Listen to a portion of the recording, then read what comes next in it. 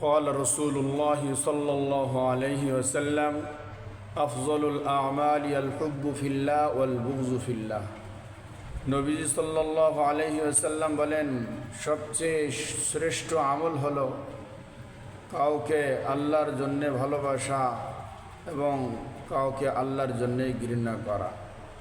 কাউকে যদি ভালোবাসতে হয়, এমনকি নিজের সন্তান, স্ত্রী, বন্ধুবান্ধব সকলকে, সেটা আল্লাহর ওয়াস্তে ভালোবাসা, আল্লাহর হুকুম পালনের জন্যে, আল্লাহর দিন পালনের জন্যে কাউকে ভালোবাসা, আল্লাহর হুকুম মহব্বত করা, তাই মহব্বত করা, নিজের নফসানিয়াত ও খাহেসাতের জন্যে না হয়।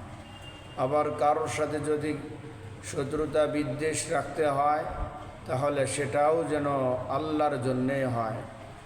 আমার নিজ নফসের জন্যে কারোর সাথে শত্রুতা বিদ্বেষ পোষণ না হয়।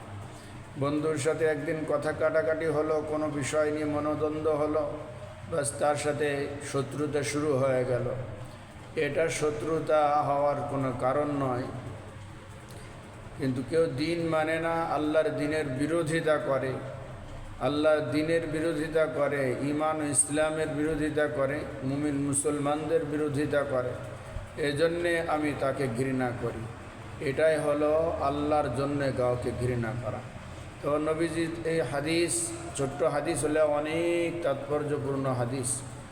শ্রেষ্ঠ আমল হলো যে আল্লাহর জন্যেই কাউকে ভালোবাসা, মহব্বত করা, এবং কাউকে যদি ভালো না বাসি, ঘৃণা করি, অপছন্দ করি, সেটাও যেন আল্লাহর জন্যেই হয়। অর্থাৎ আমার জিন্দেগির সব কিছুই যেন আল্লাহর জন্যেই হয়। আল্লাহ আমাদের সকলকে তৌফিক দান করেন, আমিন।